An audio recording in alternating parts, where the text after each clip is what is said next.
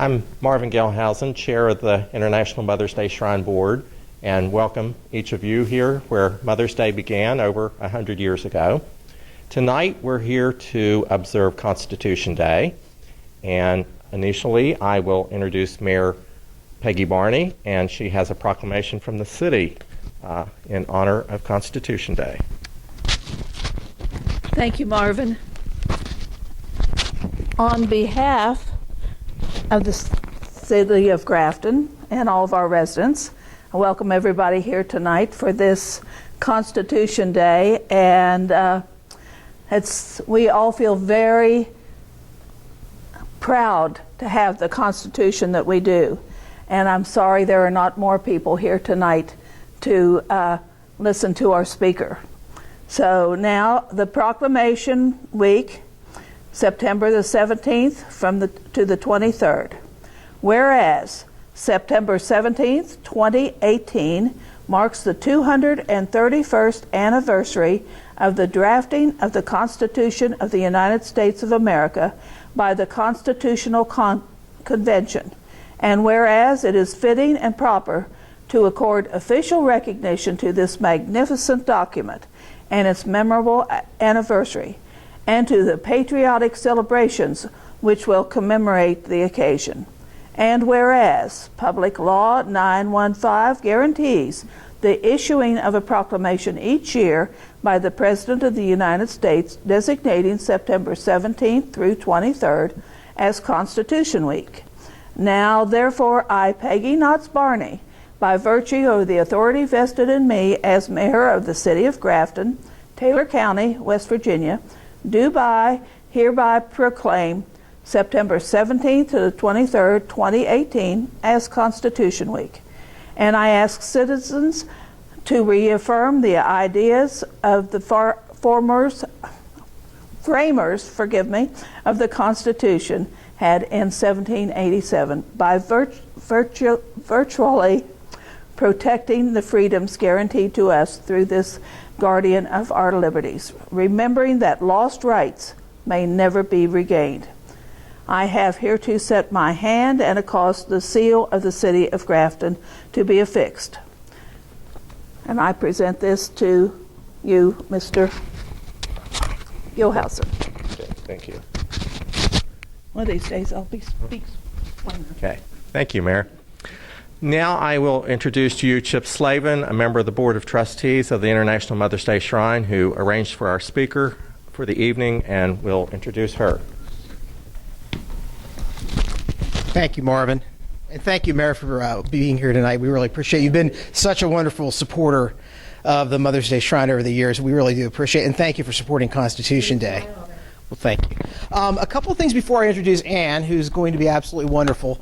But I wanted to sort of give a little history once again of Constitution Day and sort of why we're doing this. And it seemed fitting that we're an institution where a native West Virginia started a holiday, Mother's Day, when Senator Byrd in 2004 introduced legislation to honor the Constitution, that it seemed appropriate that we should start doing this annual event. And we have held it just about every year since 2004. And we've had all kinds of great speakers, both local and state. We have one of our former speakers here. Last one, we try and mix it up between someone from Taylor County and someone from throughout the state. We've had Robert DeClerico, another WVU professor who's a nationally renowned expert on the presidency. We've had Mike Garrison, who was the president of West Virginia University. We've had Judge Keeley, a federal judge here in our district, in the Northern District of West Virginia. And now tonight, we're very lucky to have Ann LaFosso. But we're really pleased that you are here tonight, and because this is so important at this time of what's going on in the world and what's going on in our nation, that we do remember the Constitution. It is the fundamental thing that our society is built on, and quite frankly, it's what our armed forces are fighting for in the end, is our freedom that we get through the Constitution. And with that, I do want to remind everyone that we recently lost someone from Taylor County, Tim Bolliard, and so I thought we might take a moment of silence in his honor and his family's honor.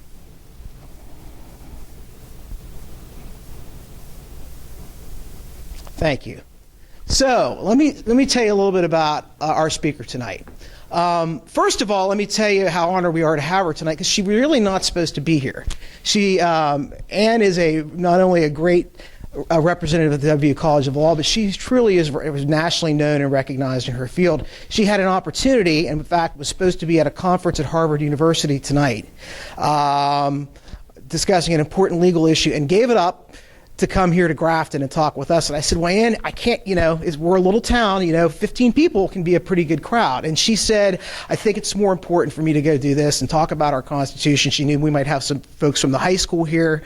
And so that's why she's here tonight. And I really appreciate her doing that and coming over here on a rainy day, bringing her family and offering some insight into us. Now, for those of you that read the newspaper, Anne has got an incredibly long and wonderful bio, and I'm not going to go into too much detail. Simply to say, she is a former law school professor of the year, which is not given out lightly by law students, having been one myself. We really scrutinize who we think that should be the professor of the year. She attended Harvard University for her undergraduate. She went to Penn Law School, and then she went on and studied at Oxford. So this is someone who has really pursued all the scholarly interests around the Constitution and our laws. She is a renowned expert also on labor law issues, and I'll kind of let her talk. She might talk a little bit about that at the end. But I got to know Anne. I was unfortunate for me. I had great professors when I went to WVU, but I left law school not long before Anne came. But I had the chance to first get to know her as I went on the law school visiting committee, which is sort of a little group of alumni they put together, come to the law school twice a year and sort of hear what's going on, offer advice. And we sat together at a dinner. I don't know if you remember this or not, at the Pines Country Club. All the professors were there. And I was grousing about an issue at the time that I was upset about at the law school, about how it's a long, involved story, but it was about how they grade law students, how West Virginia graded at the time compared with other law students, and I didn't think it was a good way to do it. And Anne was immediately on my side. She said, you know what, I've been bringing up that issue myself. We got to make a change. And they did eventually make a change. And the reason I bring up that story is that's the kind of professor she is. And she was thinking about what can we do to further our students when they graduate from law school, and how can we help them? And that's the kind of person she is. But she has done a wonderful job. We're going to turn the lights out. She's got a PowerPoint. It's a little hard to see with our screen, but hopefully you'll get the gist of it. And there were sound effects. I didn't realize it. Unfortunately, the sound isn't working on my computer tonight. So she'll have to reenact those for you. But without further ado, please welcome WVU Law Professor Anne LaFaso. Thank you so much. Chip, thank you so much. I'm just going to put this microphone on and so that we can record this for the high school students so they can see it at a later date. And hopefully you can hear me. How is that? Can you hear? Yeah. Wonderful. Okay, so first of all, I want to say thank you so much for having me. I am so honored to be here. Grafton, I know quite a few people from Grafton, and I visited Grafton. I tried to get in to see Hillary Clinton when she came, and unfortunately the line was very long. And unfortunately I didn't think to use my tie here to Chip to try to get in, but I didn't know and didn't do that, unfortunately. But I've been always wanting to see the inside of this church, and I finally got to see it tonight, and it is so beautiful. It's gorgeous, and I really can't wait to see. Chip, you promised me a little tour of the upstairs later, so I'm definitely looking forward to that. So I thought it would be really fitting to look at the Constitution. It's called Back to Basics, Why Our Constitution is as Important Today as It Was Yesteryear. And I'll provide these slides to you so you can have them, because I know that it's a little bit difficult to see with the this particular screen, but I thought it would be really important, because there are so many constitutional issues that are coming up right now, to actually go back to the actual document, go through it, and then just talk a little bit about a couple of the issues. We're not going to resolve anything, nor am I going to take sides on anything, but just so that you can get an idea of how to think about these issues. Because that's really the important thing in being a citizen. It's not whether we agree or disagree. In fact, it's important to disagree. That's how we come to a good consensus on things. That's what Lincoln did. He had a team of rivals. Disagreement is wonderful. What's really important is that we talk about them, and that we talk about them in a calm and intelligent manner. So here, let's look at some significant events in U.S. constitutional history and why they're relevant today. And here is where there was going to be the bombs, boom, boom, boom. Unfortunately, the sound is not working, but if you want, you can do it yourself and see it at home. And one of the important things is the Revolutionary War, which was between April 19th, 1775 and September 3rd, 1783. The Battle of Concord and Lexington. I've been there. So I've lived in many different states, and I've lived in many of the different states which were battlegrounds for the Revolutionary War. Well, while that was happening, we had, this was the bomb that was going to go off also for the Revolutionary War. But then there was going to be a drum roll here, and the Declaration of Independence is signed the first week in July. We celebrated July 4th, it was 1776, and we celebrated on July 4th, 4th of July, and we declare our independence from Great Britain. And then, more drum roll, we had a resolution today by our mayor. Thank you so much, by the way, for coming and for having me. And she read their resolution. That's the way government works. And it was wonderful when she was doing this. I was feeling, my daughter is in the audience, and I was thinking, she is seeing government work. The mayor is here, and that was really an act of government. And that is so important for people to see that working. And that's why I love small towns, because people actually get to be involved. Well, here, resolved that the flag of the United States be 13 stripes, alternate red and white, that the Union be 13 stars, white in a blue field, representing a new constellation. So these stars, isn't this beautiful imagery about the stars being really, each state is important, and each state is its own star, but they're in a circle, so they're together, they come together and they form this union. And this was when the states all ratified and came together with the Constitution. Now, this is what happens next. Is the Treaty of Paris ends the Revolutionary War. The signatories are Great Britain and the American colonies, meaning the United States of America. And we have, for King George, we have David Hartley and Richard Oswald. Interestingly and important to really recognize is he is a slave trader. And that's important. That's part of our history. It's not the best part of our history, but we have to understand that. And we also had John Jay, John Adams, and Benjamin Franklin representing the United States of America. Thomas Jefferson and Henry Loren were also appointed, but Jefferson couldn't come. And Henry Loren was locked up in the Tower of London as a prisoner of the British at the time. And he couldn't make it, although he did work on the negotiations. This formally ended the American Revolution, and Great Britain formally recognized American independence, and it gave a generous land settlement. And this is really important. Look at this. So, you can't really see the whole, unfortunately you can't see the entire map. Maybe if I move it a tiny bit, you could see a little more of the map. Maybe not. Oh, you have to move this. So let's see if you can see a little bit more of this map. Yeah. So you can see that this part, the really dark red, is the original, Britain before 1763. And then after 1763, which is the French and Indian War, they're getting all of that pink territory. And that pretty much is the territory that it ceded to the United States of America. Now, why would it do that?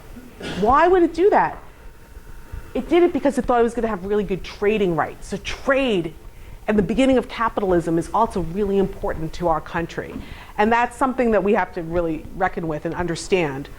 So this doubles the size of the United States, or more than doubles it really. And it sets the stage for westward expansion. So these are at different times. You can see the white part is the Louisiana Purchase, and there's different territories that we either win in war or we negotiate and we get. And this is Again, a really important part of who we are. But yet, the Constitution is still not our form of government, not yet.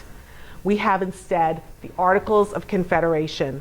And that's drafted in 1776 to 1777. It's approved by the Second Continental Congress in November of 1777.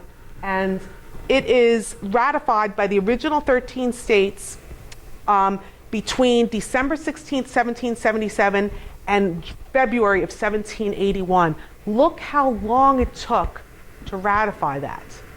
That's a weakness of it, that it took that long, that many years to actually form that. So now what we have, let's talk about the strengths though first.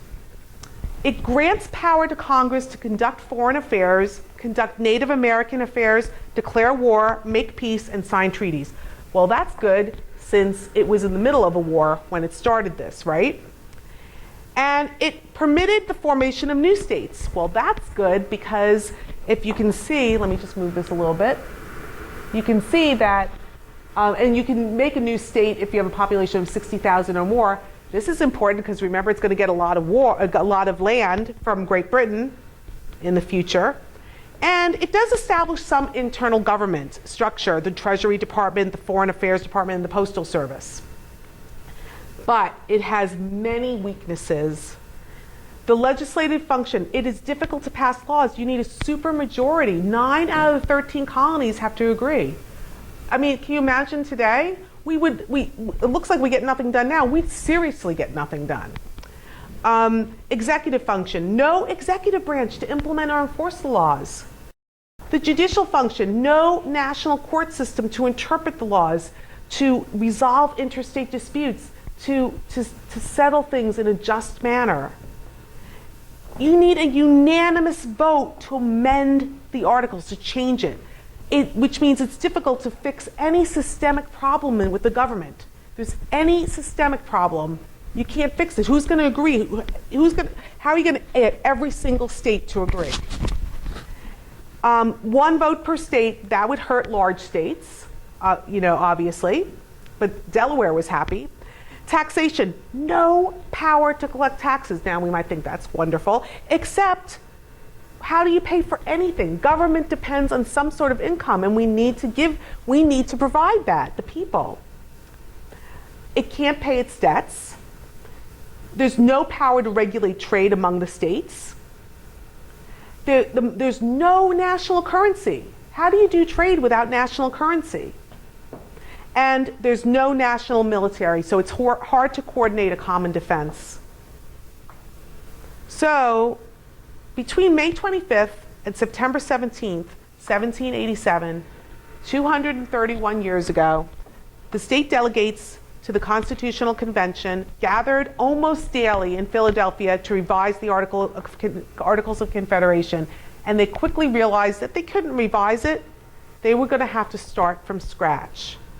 And that's what they did. They created an entirely new document to establish a central government of limited and separate powers, reserving all other powers and rights to the states and to the people. And this is important. So what does the Constitution do? The Constitution creates a limited government of limited powers and also grants rights to the people and to the states. Now, let's get this, September 17th, 1787, the Constitutional Convention delegates held their final meeting and they signed the United States Constitution, and that's what we're celebrating here today. The resulting document is our Constitution, which had a preamble and 7 articles. And the preamble I have memorized because you may remember when you were a child, Schoolhouse Rock, right? So we all know we the people, right? I won't sing it for you. I don't want to torture anyone. But I do want to go through the preamble. I won't sing it though. I'll just say it. So we're going to go through this, and I'm going to show you how we have these weaknesses. Remember we talked about those weaknesses and how even in the preamble talks about it. So they use the experiment that they had in democracy to make a stronger democracy. And it's now the longest standing, the oldest democracy that's still in existence today. And it's really in part due to the Articles of Confederation, understanding that we make mistakes, admitting that we make mistakes. How many politicians are willing to admit that they make mistakes? If they did, then maybe we would actually be able to fix our problems and it would be stronger. Something that's really important, a little bit of humility that we need. So, we the people in order to form a more perfect union. Well, what's that about? That's about the fact that the Articles of Confederation were not good enough. They were failing. So they want, we the people, form a more perfect union. Establish justice. Remember there was no court? Well, we now have a judicial function. We're going to see that. Ensure domestic tranquility. Remember, there was no military. There was no national military. So how are we going to ensure domestic tranquility or provide for the common defense if we cannot raise an army or a navy? Promote the general welfare. Again, how are we going to do that if it's difficult to pass laws? If we don't have an executive branch to enforce those laws? We have neither of those, and we don't have a judicial branch to interpret those laws. We can't promote the general welfare without it. Secure the blessings of liberty. I teach jurisprudence at the law school. One of the things we talk about is that the United States is the most liberty-loving country in the world. We love our liberty. But with liberty comes responsibility. And sometimes there are going to be limits to our liberty, our freedom. And those limits are important. Those limits are, for example, my freedom, the great conservative British thinker Edmund Burke said, my freedom to extend my arm ends where your nose begins. We can't just do anything we like, and that's what government helps us do. It does allow for certain amounts of restrictions so that we can have even greater liberty, so we can live in peace with each other in this society, in this pluralist society. For ourselves and our prosperity, so not just for us now, but we're thinking our future generations, because we have to give this good earth to our children, our grandchildren, our great-grandchildren, and forever. We do ordain and establish this Constitution of the United States of America. So, we now have the constitutional architecture, and Articles 1 to 3 define the limits of, define and limit the powers of the federal government's three branches. Article 4 is about state treatment of other states. Article 5 is the amendment process. Article 6 is the supremacy clause and also about the states and citizenship. And Article 7 is about ratification. So we have first this, the legislative branch in Article 1. And what it does, and we also have, we have Article 1, the legislative branch. Article 2, we have the executive branch. And Article 3, it establishes the judicial branch. And this is one of the most powerful and stable aspects of our society. We are a stable democracy because we have three branches of government. Britain doesn't. Britain doesn't have full separation of powers. It has two and a half maybe. Okay? We have complete separation of powers. It is vital. So you will see in the news often right now, well, the president's not allowed to do this. And sometimes some people say, well, why can't the president do that? Isn't the president all-powerful? No.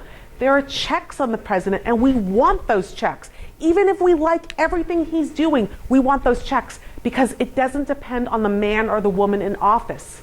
It's about the office. And we need to check because that's a very powerful position. So we have Congress. Congress has to vote. It's actually going to be next week now, I think. It has to vote on Brett Kavanaugh. So the president just doesn't get to pick the Supreme Court nominee. The Senate gets to decide whether he's fit for office. And that's important. The debate we're going to have, the debate we're having about him, you might think he's the greatest guy ever and he's really important. Why are we having this debate? Because it's important. It's vital. It's absolutely vital to our system to have this debate and talk about whether or not this particular person should sit for life and decide what our Constitution is going to look like for our prosperity. We also, so the judicial branch can declare acts of both the president and Congress to be unconstitutional, which means they're void. And the legislative branch has checks on the judicial and the president. And the president can check both the judicial branch and the legislative branch. So that's very important. So the separation of powers, each has different powers that are defined in the Constitution, and each are a check on each other, creating this extraordinarily stable system. So in Article 1, we have the enumerated powers. I'm not going to go through all of them, but I'm going to go through a couple. We have the establishment of Congress vested in a bicameral House and Senate. Why is this important? Bicameral, meaning two chambers, two houses, the House of Representatives and the Senate. This is a compromise. We are now a small state. We used to be a large state because we were Virginia, right? And then East Virginia broke off from us and decided to take our name. And we were like, that's fine, we're cool. We're okay. So we are now a small state in terms of population. Well, that's good because we still get those. Our senators have the same amount. They have equality. We don't get as much of a vote in the House, but that's based on population, which is more democratic. One's a little more aristocratic, one's a little more democratic. But what's important is, imagine the Appalachian people, our voice would be drowned out if we didn't have the Senate. At the same time, is it fair that the more populous areas don't have a little more voice sometimes? And that's not fair. So we compromise. That's important. But they have to listen to us, even though we're a small state. And Appalachia is still important. And we do actually energize the entire world, the entire United States. So they should be listening to us, right? So, and then it gives in the different sections, it says, you have to be 25 years old to be a representative, you have to be 30 to be the senator.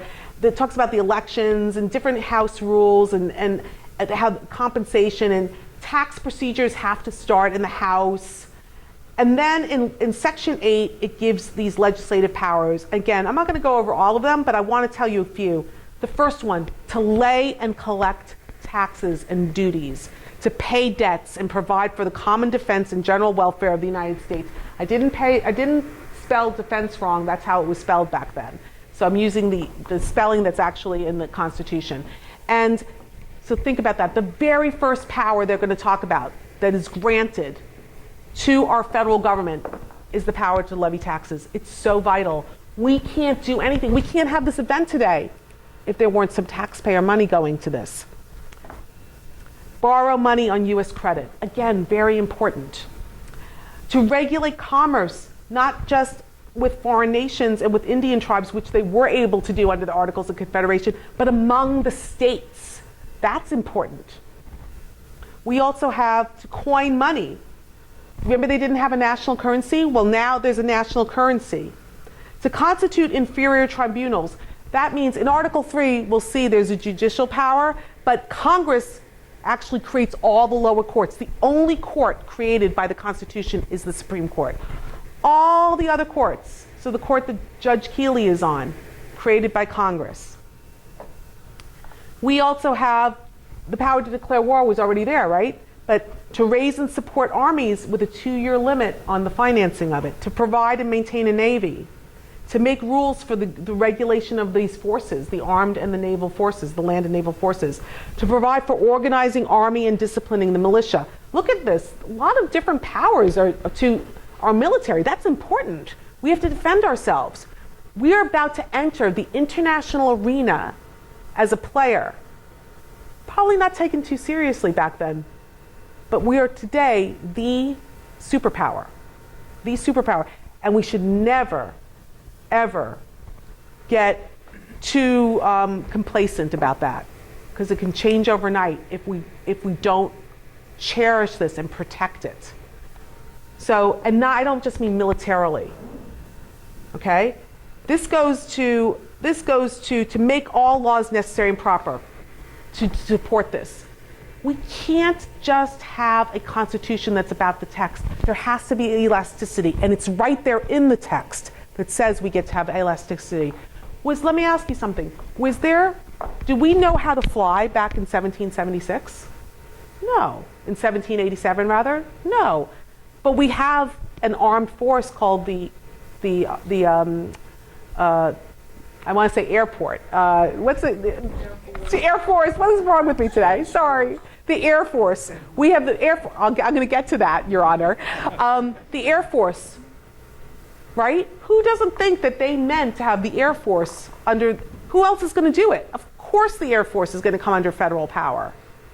Now President Trump said he wants a Space Force. I was clapping when he said that. I got to tell you something. I was cheering for that. We need a Space Force. People probably laughing a little bit. Well, yeah, probably people were laughing when they first had an Air Force also, right? It's a little weird to think about it. But think about it. With the satellites that are in the air, how we need to protect ourselves, right? And I'm not talking about from aliens from outer space. I'm talking about from other countries, right? That's how we spy on each other. That's important, right? They're doing it to us also. We're in the information world. This is part of it, okay? Now, Article 2 is the presidency. It's the executive branch. It's second because it's considered not as important as the congressional branch because it's less democratic. And there's a vesting clause, once again, vests the power into the President of the United States through an electoral college, but the electoral college always votes the way, or at least it does now, it didn't used to necessarily, votes the way we tell it to vote. And so it is actually a very democratic national vote, 4-year term. You must be a natural born citizen or be living in the United States in 1787. So you could have been born somewhere else, but if you were living in the United States in 1787, which I don't think is anyone anymore, but I always say that because it's an interesting trivia point, okay? And so, do you remember the birther movement? When our president accused our former president of not having been born in the United States? It's not true. He was born in the United States. He has his birth certificate. He was born in Hawaii. Hawaii had become a state just a few years or a year beforehand. He was born in the United States. If he had not been born in the United States, he could not constitutionally be the president. That's why that was important. It was very important, okay? So that's why that discussion was happening. Now, the duty to ensure that the laws are faithfully executed, that is specifically the president's duty, to ensure that laws are faithfully executed. That is very important. That's his main or her main job. Well, the first job is commander-in-chief, again, the military. What are they doing at the time? They just came from a revolution. They're thinking, first, we're a small player on a world stage. We need to make sure that we are not attacked. Next thing, we need to make sure our internal laws are faithfully executed. He needs to enforce our laws, right? So now sometimes he makes a mistake. President Barack Obama made mistakes too. And guess what? You know who tells him when he makes a mistake? The Supreme Court. That was unconstitutional. Do you remember? Barack Obama did a couple of things unconstitutional, and the court said you can't do that. So far, Trump did something unconstitutional. The Original Immigration Act, his order was unconstitutional because he brought religion into it. And then he changed it sufficiently where it wasn't about religion anymore. And so they said, yep, you can do this on national security grounds. That's important. I'll tell you why it's important. Think about it. Think what your religion is right now. I'm a Catholic. What if he said, no more Catholics coming into the country? It doesn't matter. You could put in substitute any religion you want. Say, now we can't do that. But what if there was a country that was predominantly Catholic that might be a threat to our national security? Maybe we do need to halt immigration there. That's an important discussion to have. And it's a nuanced discussion. And it's the only way we can have that discussion is by actually doing it in a non-confrontational, non-emotional manner that's analytical and where we respect each other's differences of opinion. We have next Article 3 powers, and in Article 3 powers, again, is vesting the power of the judiciary in the single one Supreme Court. And it's about cases or controversies.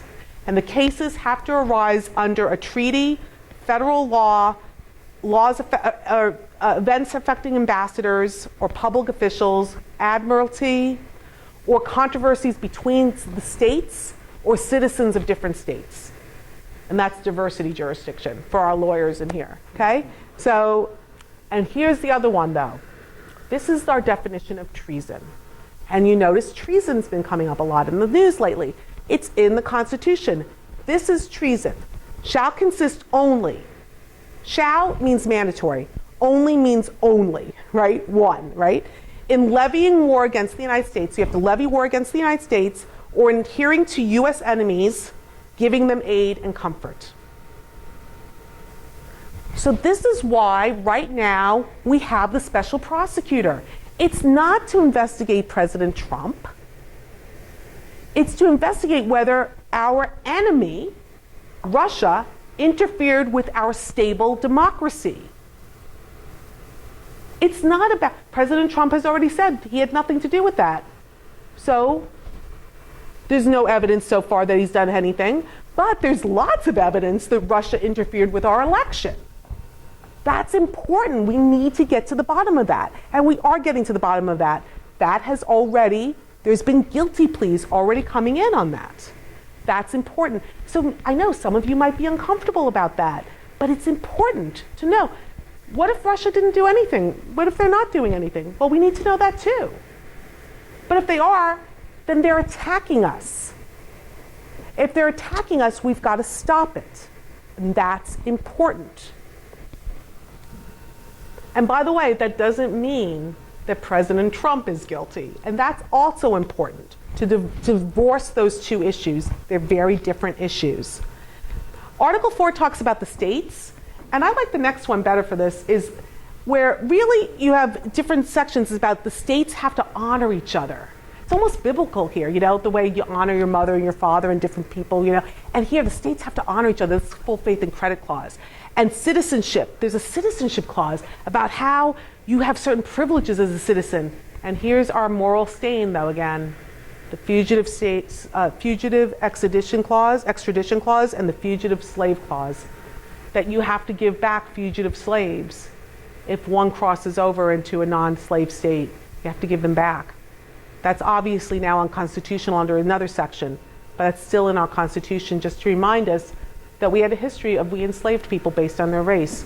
Not a nice history, but something that we made up for. We accepted our moral responsibility, and we don't like it, and we've said enough is enough. And that's a good thing, that we accepted our moral responsibility. How to make new states. I want to bring that one up because guess what? Do you know that you can't make a state out of another state? It's unconstitutional, except West Virginia. Okay, so we're very special, so I like to bring that one up too. We are special. I should say, except East Virginia, okay? Because they left, okay? We didn't. And then that we're a Republican form of government. Article 5 is the amendment process. Remember how difficult it was to amend the other one? Well, what if there's a big problem? What if there's a really big problem? Guess what? There were 27 big problems in this one. We have 27 amendments. 27 amendments. It's much easier now. You don't need to be unanimous. 2/3 vote of Congress and 2/3 or 2/3 of the state legislatures, which is 34 legislatures, can propose a congressional amendment, and ratification takes 3/4 of the states. We've had 33 proposed amendments, 27 ratified. 27 big mistakes. Actually 25 really, because prohibition, and then prohibition was repealed. So we remember when that was unconstitutional to drink? Yeah, okay. A lot of people didn't like that one, okay? The Bill of Rights, this is so important. The very first one, that protects the right to free speech, press, assembly, petition the government. I'll put religion separate. We get to dissent peacefully. That is so important. We can actually disagree with our president, with our justices on the Supreme Court. There are people in this country that don't like some decisions come out of the Supreme Court. Guess what? You get to say that. It's still the law, but you get to put political pressure to try to change that. That's wonderful. We don't get punished for that. We don't punish our political dissenters in this country. It's right there in the very, very First Amendment. I'll say about the religion. Religion, we get to freely practice our religion, and the government must be separate from our religion. Sometimes that makes us a little upset, right? Because we want to say a prayer sometimes, but sometimes we think maybe, okay, for the better of letting other people have their religion, that's why we do it. There's tension in those two clauses, for sure. And different people would balance them differently. So dissent, but don't get angry, because it changes. We can change our Constitution. Second Amendment, the right to bear arms. That's an important one, right? It still has limitations on it. There are limitations to the right to bear arms, right? You can't have a nuclear weapon. And some people, and so I always tell my students, the ones who don't want, some of them hate guns and some love guns. I say to both sides, you can't ban all weapons and you don't get to have everything. Because every constitutional amendment, you have to balance different interests. Again, you might balance it differently. If you're a gun collector, you want it differently than someone else that doesn't like guns at all. But you know what? That's why we have a democracy. We talk about it. And we form a law. And if the law we don't like, we can then challenge it to the Supreme Court. And then the Supreme Court gets to be the final arbiter. No quartering soldiers. We hopefully don't have to worry about that anytime soon.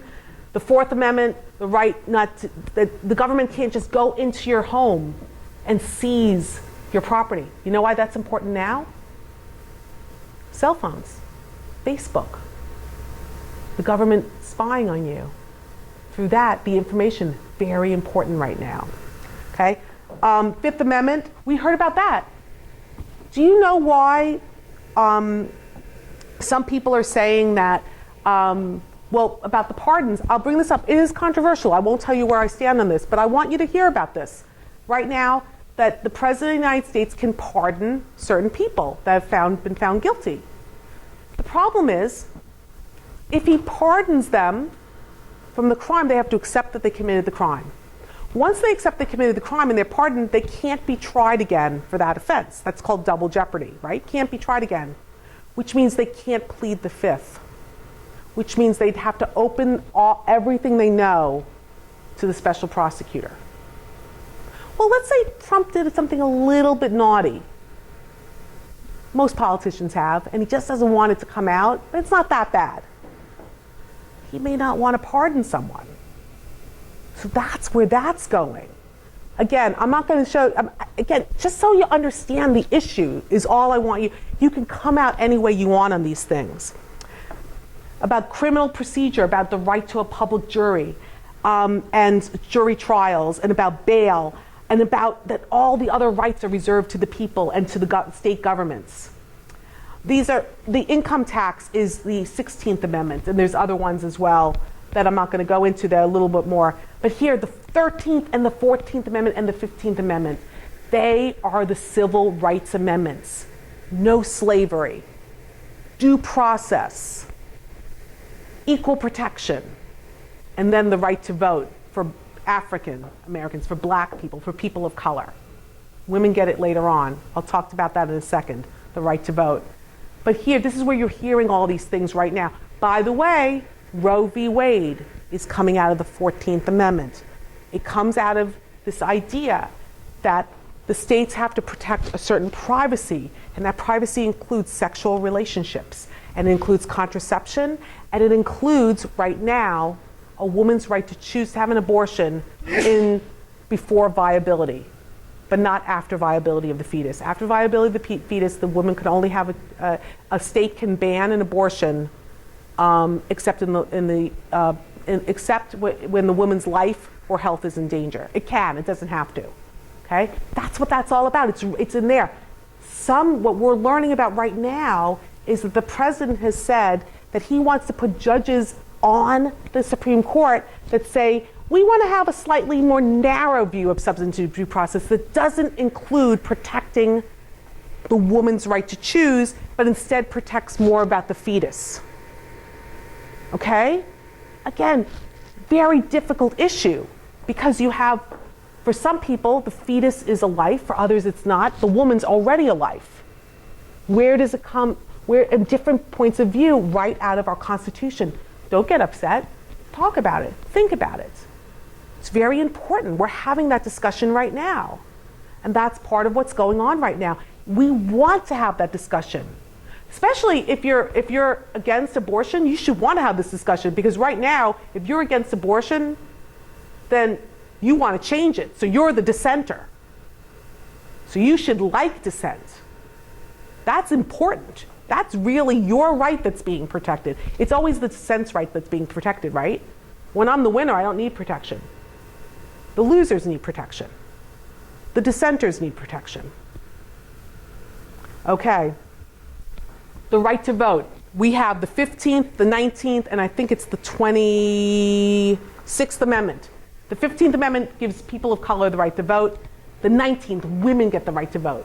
And in the 26th Amendment, young people get the right to vote, 18 and over. Look at the dates. 1870 for the 15th Amendment, right after the Civil War. 1920 for women. And 1971, that was Vietnam. By the way, that took like 2 months or 3 months to get changed. We changed our constitution in like 3 months because Vietnam was so unpopular. It can be done. By the way, my favorite amendment that hasn't been adopted is the Equal Rights Amendment. And that, unfortunately, for me, maybe you guys disagree. I'm giving you my one opinion here. I wish the Equal Rights Amendment were passed, but it was never. Okay, we can't get that one through for some reason. Here's the 18th and 21st Amendment, which is prohibition. We won't talk about that one. I'm sure that one of those is popular and one's not here. Here's some other amendments, again, that are just one that you might be interested in, presidential term limits. Well, the president has a term limit, only 2 terms. Maybe we should do an amendment for senators and representatives. Maybe things would go better if we can change things more. Something to think about, right? Inauguration Day was changed by the 20th Amendment. This is some unratified amendments. The Titles of Nobility Amendment, that's the one I want to talk about. There's a Child Labor Amendment. I don't know why that didn't pass.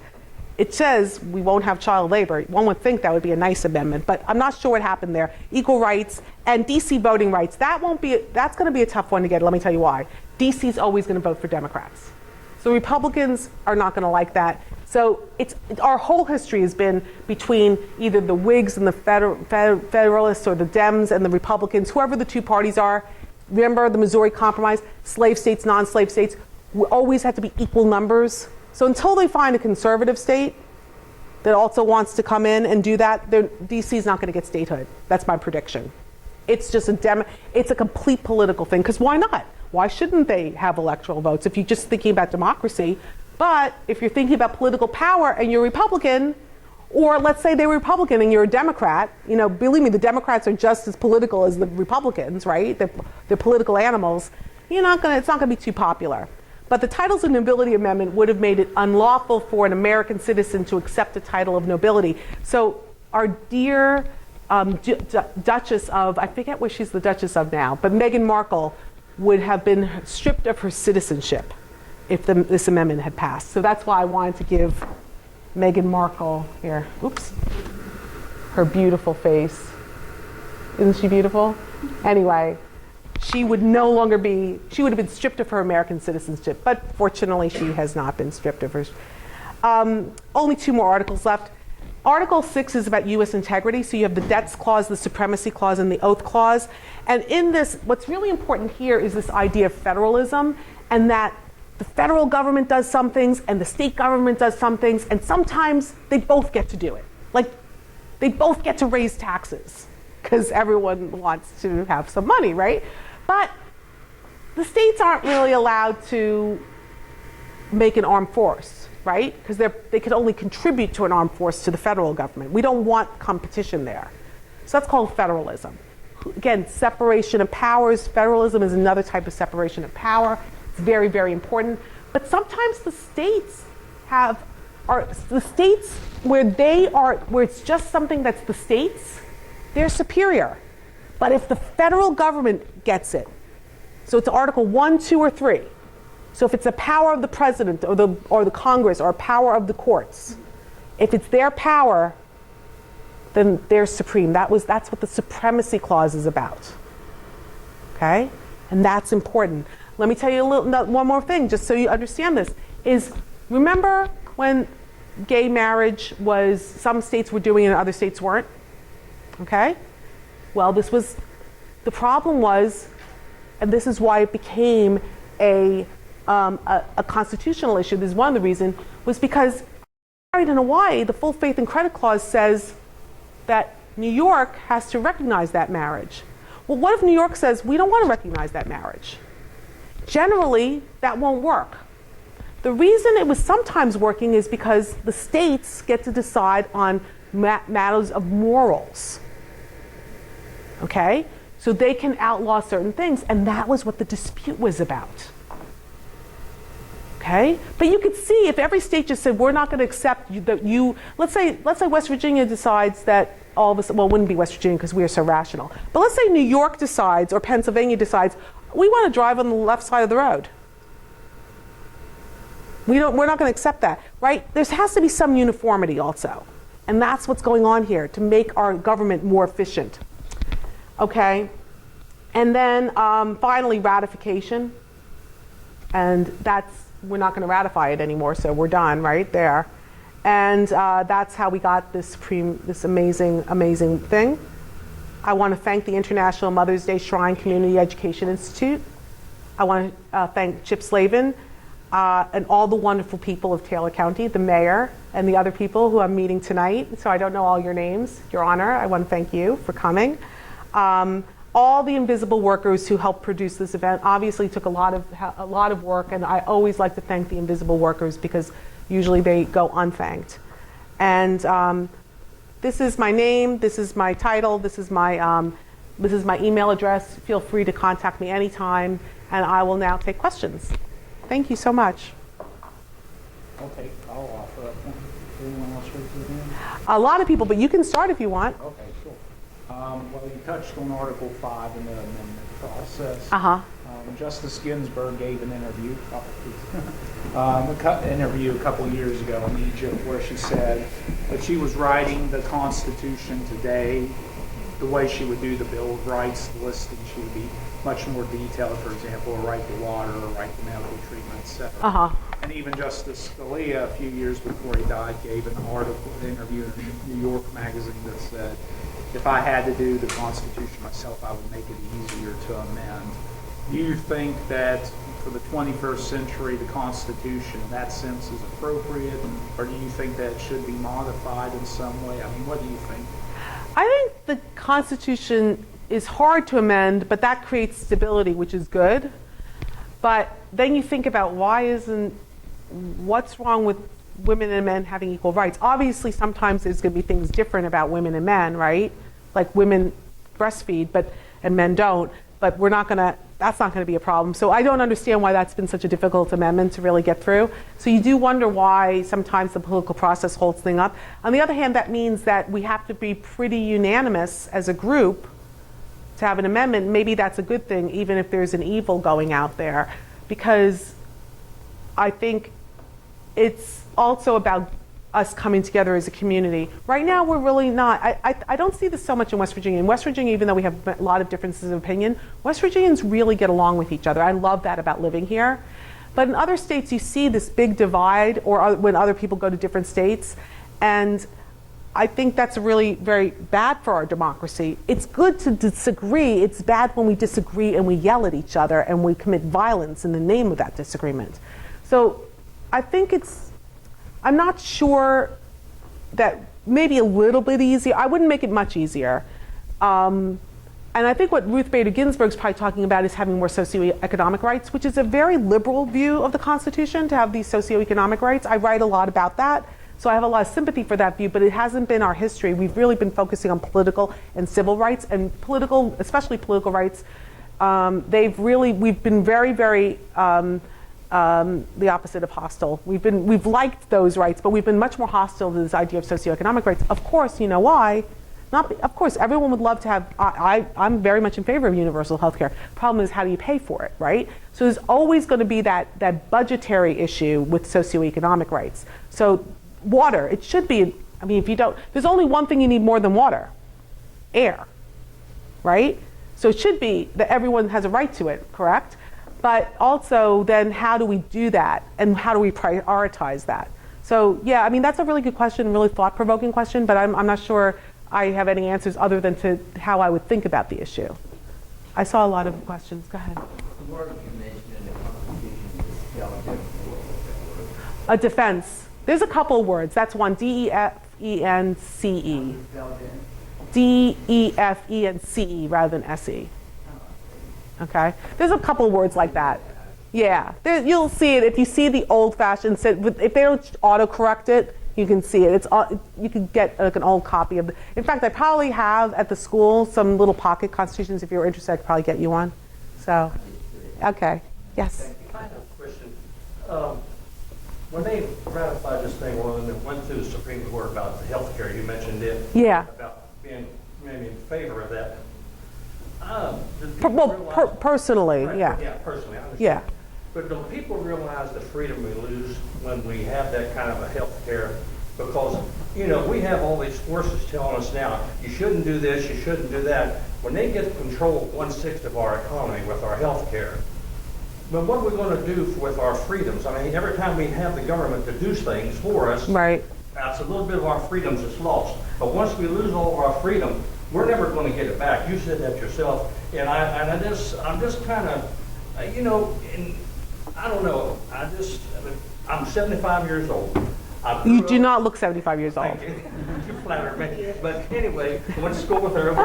But anyway, I just worry about my grandchildren. Sure. And my great-grandchildren, and how things are put together that makes it difficult to do things. Yeah, And absolutely. Well, right. That's why I'm saying we have to be very careful in how we. Right. Obamacare was not universal health care anyway. It really wasn't. But right. That's right. That's correct. Disguise it. That's the trouble. Lots of times these people disguise things, and the first thing you do down the road, like Nancy Pelosi said, well, you got to vote for it before you know what's in it. I used to be naive enough to think that those people, the congressmen and the senators, wrote this law, but they're written on K Street and down there with a big lobbyist and stuff. They send them up, they pass them, and I don't get our system of justice or our system of government anymore. I'm think we're moving away from our constitutional rights as a citizen. I think that that there's a reason that reasonable people disagree on those things, and I have really a lot of faith in people, and so I'm on the losing side of a lot of battles, and I'm on the winning side of a lot of battles. And I just have faith. Every time I vote for someone and they lose for president, it hasn't been always my president that I've wanted, but I never feel bad because I feel the democracy worked. And I feel the same thing I think the American people will do the right thing. And I'm not worried. I'm much more worried about being, and maybe I shouldn't be, but I'm much more worried about a foreign nation doing something sneaky than, look what happened with Obamacare, right? We have been changing it.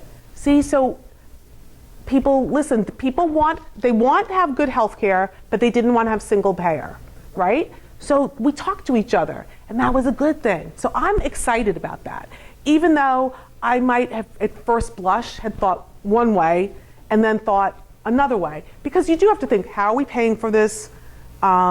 Are we giving up rights in doing that? I'd love to talk to you about that. That's kind of interesting. I never thought of it that way. I know my friend who's a priest was very much against the fact that he felt the Catholic Church shouldn't have to pay for contraception. So that was important. I've listened to him many times. Me and my taxpayer, here my money goes for abortions. They say not, but I know it is. But they say it don't. Well, it's not allowed to. If it is, what's not allowed? I don't know. But I do know that, for example, but I'll tell you something. It's a really interesting thing too. So you're very upset about that. There's a lot of people in this state right now where abortion is legal that can't get an abortion. So they're upset because they feel that they have a constitutional right, which they do right now. Whether we think it's evil or not, that's a different story. But they have a constitutional right, and they can't get it because there's only one abortion clinic in all of West Virginia. So, but you know what I say? I say, let's talk about it. Oh, yeah. Exactly, because one person's evil is another person's, that's their morality, and someone might be wrong, someone might be right. Maybe it's in between the middle, right? And that's why it's so. And I love your passion. That's so wonderful that you're saying this. And freedom of speech. Right. Who would have thought? And I made a joke one time about 15 years ago. I said, when was it going to be not popular to have the national anthem at a football game? Well, it's coming around almost to that now. And that stuff bothers me. It's just stuff that I laughed at years ago. Right. And it's, and I used to work at a newspaper, but anyway, I lost that job on kind of computers and things. But anyway, just from my own simple judgment of things, I've always felt we've had a shadow government that's worked between how the governments work, the Democrats, Republicans. It seemed like they would fight each other, but yet they pat each other on the back of the parties and stuff and go on about Right. this. And I don't know what people think about Trump or what it is, but the reason why I was a registered Democrat all my life, and I changed it this year, and I voted for the man because I think that he had enough wisdom to fight this bunch of people in D.C., and I felt this way for years and years. Let me ask you a question then. Let's say you determine after a bunch of things, if certain things came out that you found out that he himself has become the swamp, would you feel differently about him then? If he becomes a swamp, I have nothing to do with him. The swamp, Okay, that's what I wanted to hear. That's good. Then you know what? Keep on fighting because it is about getting rid of the But swamp. I feel like And sometimes I should declare my farm out there a sanctuary farm. I don't want to pay any taxes. I don't want to do anything because all these people do this sanctuary state stuff. I mean, I'm sorry. no, don't be sorry. No, don't be sorry. You know why?